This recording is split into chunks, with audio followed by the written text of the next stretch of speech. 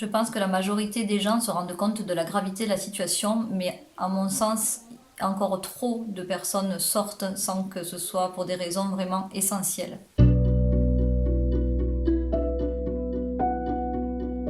Mes journées commencent environ le matin vers 6h30, 7h jusqu'à 13h et reprennent de 17h environ à 20h pour voir une trentaine de patients par jour.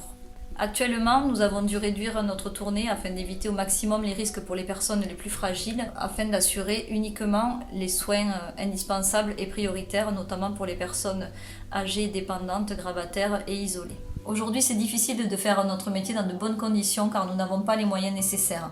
Il faut souvent réclamer, insister pour avoir droit à du matériel. Nous n'avons pas de masque FFP2, nous avons uniquement des masques chirurgicaux et des masques en tissu que j'ai dû me procurer auprès de certaines collègues pour pallier au manque et faute d'avoir mieux.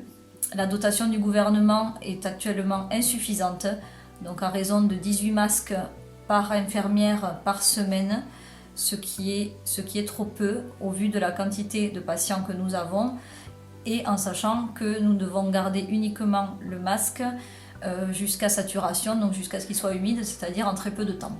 D'autant plus que certaines pharmacies font un petit peu de la rétention au niveau de la délivrance des masques, notamment en nous demandant le nombre de patients que nous avons dans les tournées, notre lieu d'exercice, en nous demandant de nous rapprocher plutôt d'où on travaille et privilégier aussi, je pense, les personnes qu'elles connaissent. Les gels hydroalcooliques, c'est très compliqué d'en avoir, les pharmacies n'ont pas les moyens d'en faire par leurs propres moyens et il faut vraiment pleurer pour en avoir. Sans parler des vols que certains de mes collègues ont subis, des vitres fracturées des voitures pour leur voler des gels, des masques et des gants. Ça, c'est inadmissible. Je trouve ça aussi honteux que certaines personnes qui n'ont pas réellement besoin du matériel fassent des stocks et se le gardent pour eux sans partager avec les personnes qui en ont vraiment besoin. Heureusement qu'entre nous, infirmiers, nous nous entraidons. Nous avons créé plusieurs groupes sur Facebook d'entraide entre infirmiers et nous essayons de nous dépanner entre nous si nous avons besoin.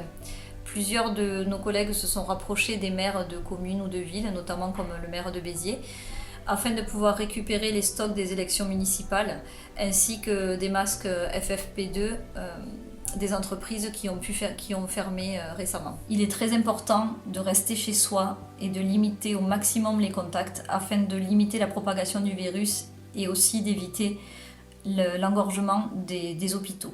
Car je pense aussi à mes collègues médecins, infirmiers, aides-soignants, ASH, Manip Radio et je dois en oublier certainement qui sont à l'hôpital en première ligne et qui n'ont pas aussi assez de moyens. Donc s'il vous plaît, pensez à vous, mais pensez aussi aux autres en restant chez vous.